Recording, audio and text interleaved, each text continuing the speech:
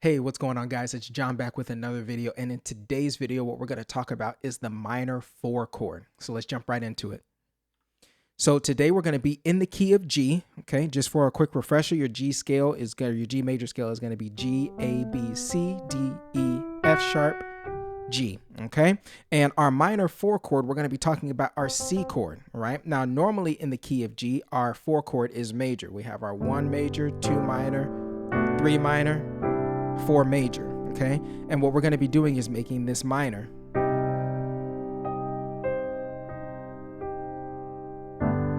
Okay? Now, some of you who have heard that, you've heard that before. You've heard that sound before. This sound right here.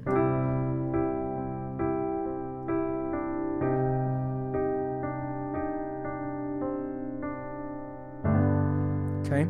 It's a very common song in or very common sound in ballad type songs. And especially when you want to kind of have a melancholy type of ending.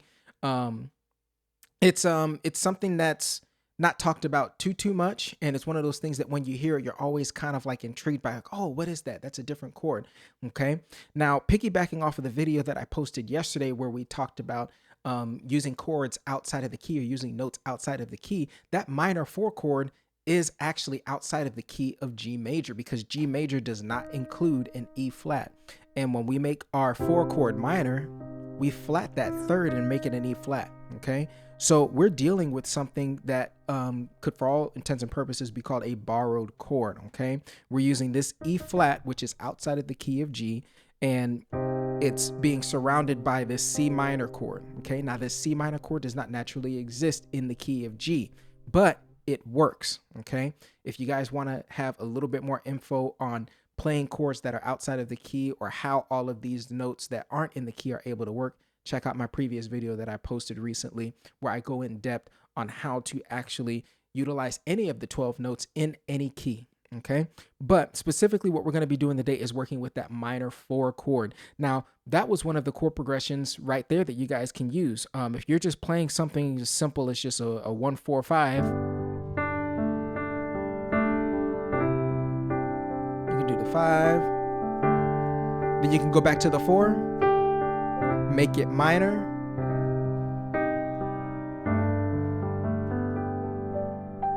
okay?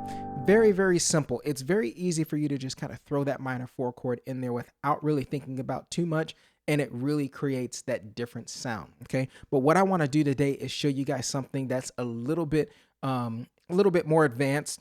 But as far as all of the concepts that we're going to talk about today, the only thing that you would need to know is your minor 4 chord, okay? And again, this can be transferred to any key. We're just in the key of G for today.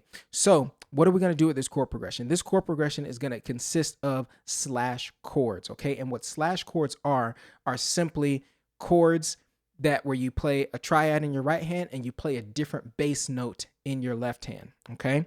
Now, one of the slash chords that you guys are probably most common with seeing is a 1/3. Okay, this one right here. In this case, I have a G major in my right hand and I have a B in my left hand. Now, the reason why we call it a 1/3 is because we're playing a 1 chord on top of the 3. Okay, 1, 2, 3. All right. Another one is a 5/7. We've talked about this before. So if I'm in the key of G, my 5 chord, 1, 2, 3, 4, 5. D major, and I'm going to play it with a 7 in the bass. 1, 2, 3, 4, 5, 6, 7. Okay, you guys have probably heard this particular slash chord before. Okay, so when I'm talking about slash chords, I'm literally referring to having your chord on top and your bass note on the bottom. And the way that you read slash chords, because I know that there's been a lot of confusion about this back in the day, the first number is always going to be the most important number. That's your chord. Okay, so 1/3 means that the 1 chord is going to be in my right hand, and the lesser number on the end of that equation is going to be my left hand, which is just the bass note. Okay, not to be confused with compound chords. Okay, most of the time slash chords are written horizontally. Compound chords are written like a traditional fraction, where you will literally have a chord on top for your right hand and a chord on the bottom for your left hand. So something like a D major 7 with a G major 7 in your right, something like that. That would be considered a compound chord, literally playing 2 different chords, okay? just wanted to explain the difference between a slash chord and a compound chord. So let's jump into this chord progression here. So the first chord is going to be a 1/5, okay? Now I'm going to go through and just kind of play it through, and then we'll circle back and talk about some of the theoretical things as why this works. Okay, so in the key of G, 1, 2, 3, 4, 5, and I've got my 1 in my bass, okay? This is my G major over D, okay? The next chord is going to be a 4/6, okay? C over E. In this case, I'm playing C in second inversion right here, okay?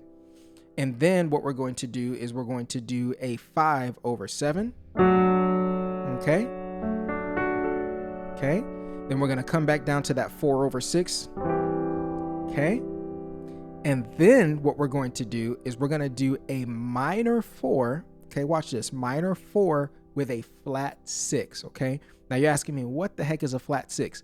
Literally, it is what it sounds like, okay? So we're already on the 6 right here on this E. We're just going to make it flat, okay? And remember, I said we're doing a minor 4 over a flat 6. So on our 4 chord, we're going to make it minor. And as you can see, the flat 6 and the third in my minor chord are both E flat. So that's how those are able to work, okay? And this is going to get us back to our 1/5, okay? So without talking, I'm just going to kind of play that through just so that you guys can hear it, and let me know if you've heard this one before.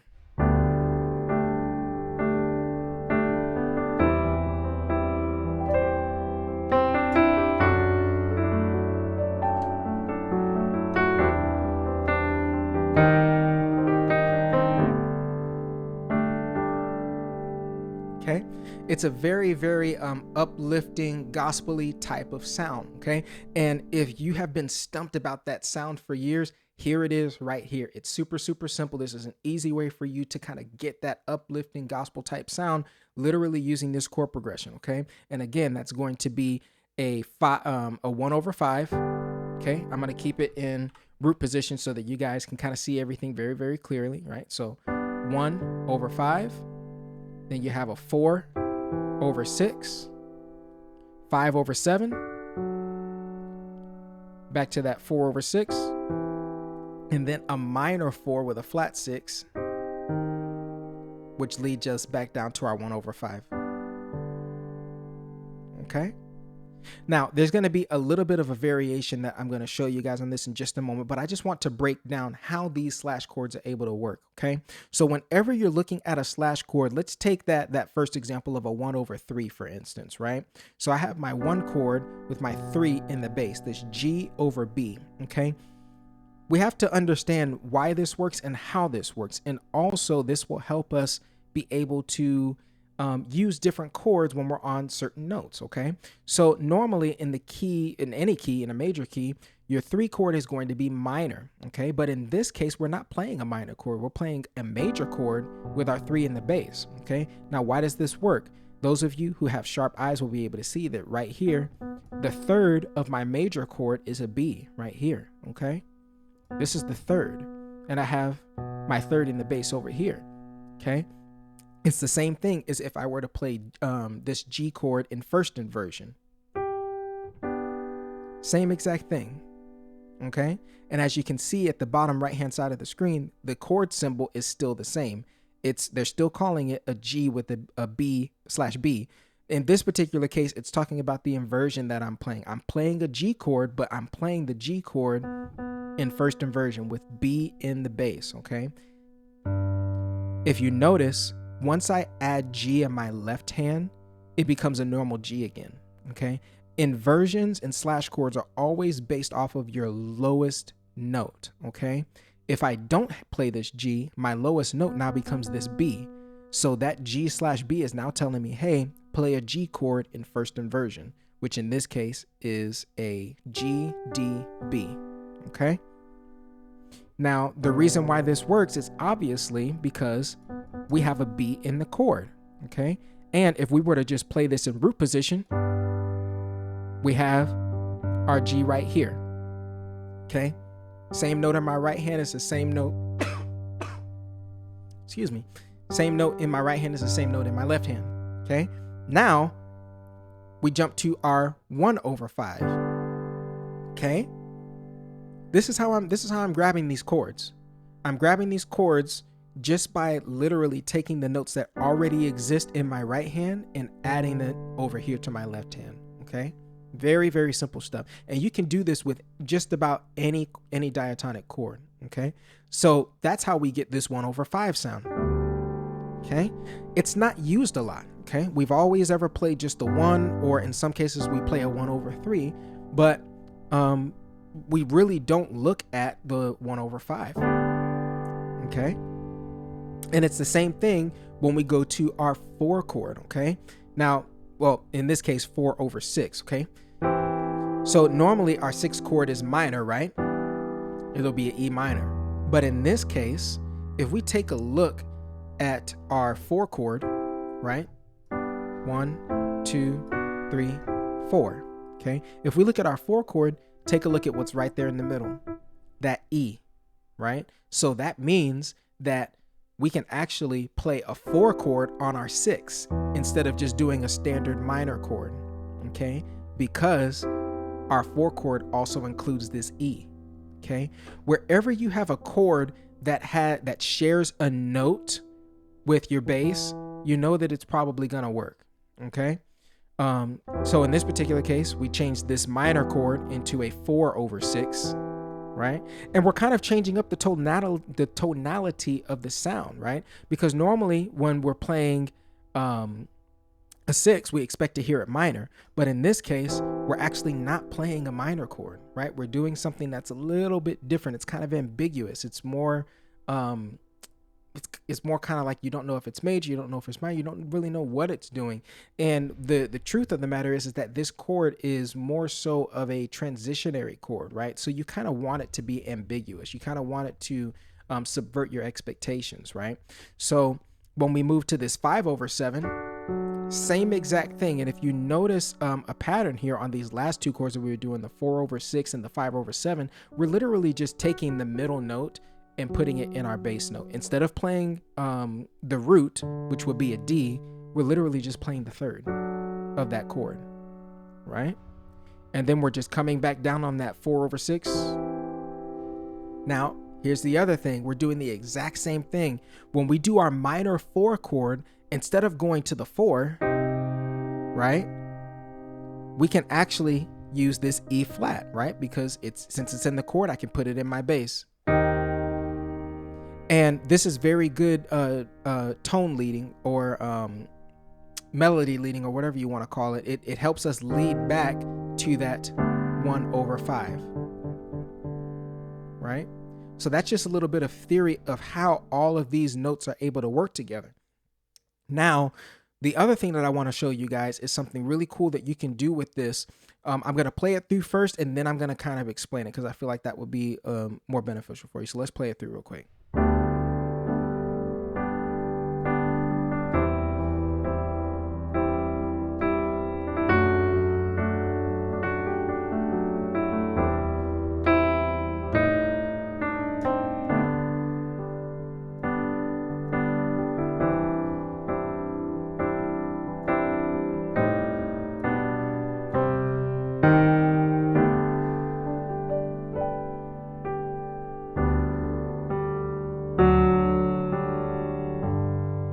Okay, I want you guys to catch that walk up again. Ready? Let's do it again. Here we go.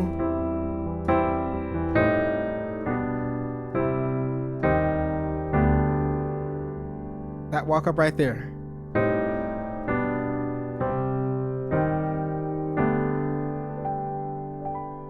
Okay, that's a very, very common gospel move right there. And again, if this is one of those things that you guys had trouble hearing before, I'm here to demystify it for you. It's really, really simple, and it's actually something that I stumbled onto just kind of going through that motion of just, okay, well, if I have this chord here, what other notes work in the bass of this chord? Okay, that's literally how I kind of jumped into this. So what I'm doing on that walk up is essentially what I'm doing is when I am on this 1/5, right? We go to the 4/6, and then we go to this chord here. Okay, now how does this work, right?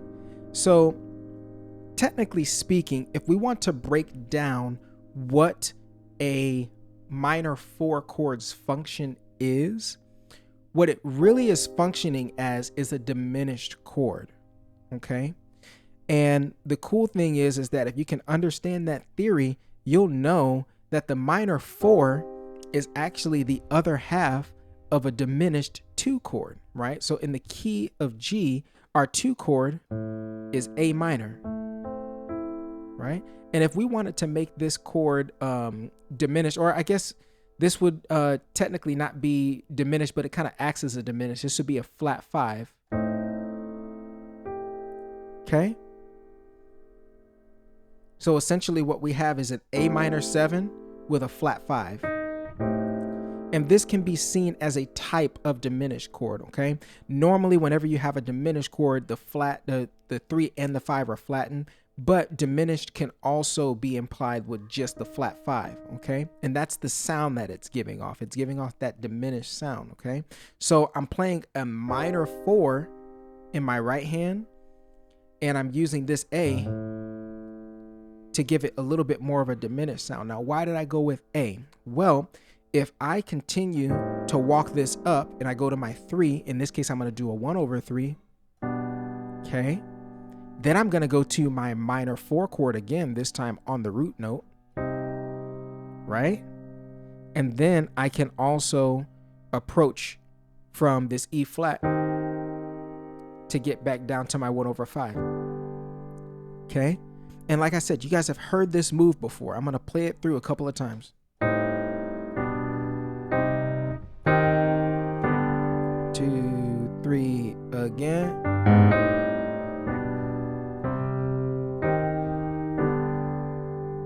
One more time.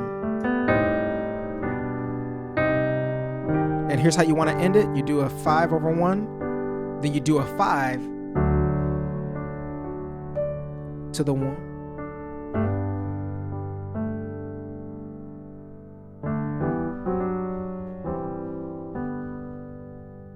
Okay, very, very slick move that you guys can use. And this is all using root position chords and changing the bass notes, just regular old slash chords. So if gospel music ever sounded too confusing for you, it sounded like it was too out of place for you, these are things that you can do right now in order to kind of get that sound. And again, the only thing that I'm doing is using basic triads here, right?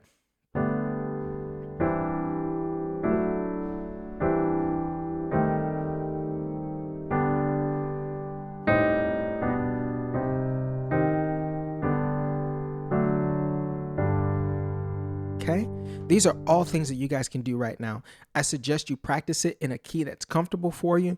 And then once you get the concept down, play around with it. You don't necessarily have to play it in the exact order that I played it in. So one of the things that I like to do is sometimes I'll actually skip that 5/7. I'll just do a 1/5. And then I'll do my 4/6. Then I'll go down to my minor 4 with a flat 6.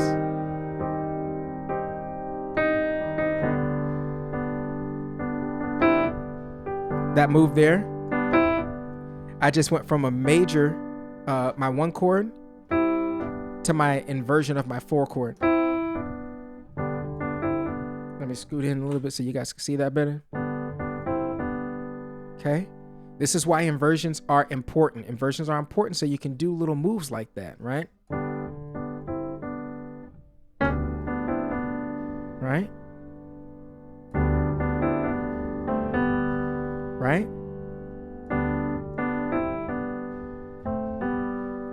Okay, very, very simple. I'm not doing anything complicated. I'm literally just moving in major thirds, right? There was a video that I did, I think a couple of years ago, where I explained that's actually how I started practicing my major scales. Once you get comfortable practicing them with just single notes, practice them with double notes.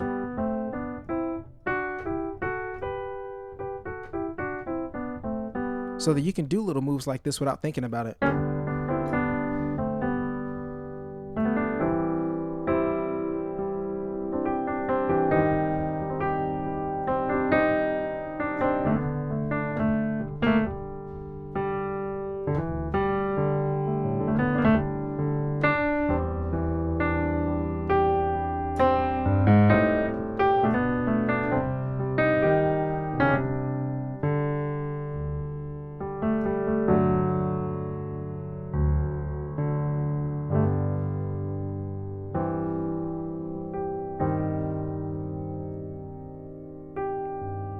And that's the last little trick I want to show you guys.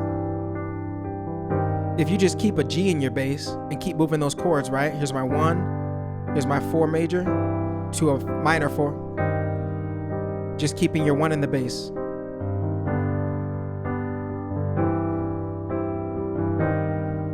And remember, your bass is always going to be your lowest note.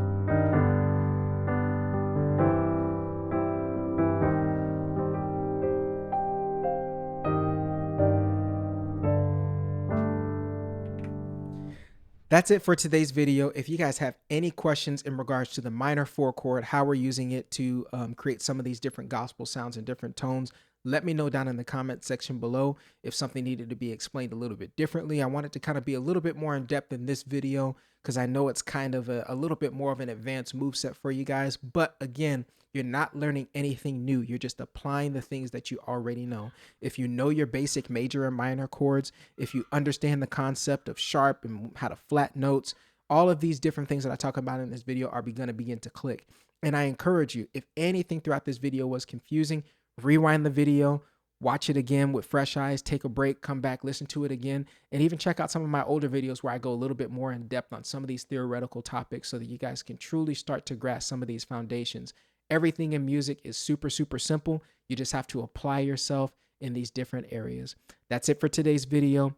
You guys have a blessed one. Get to work.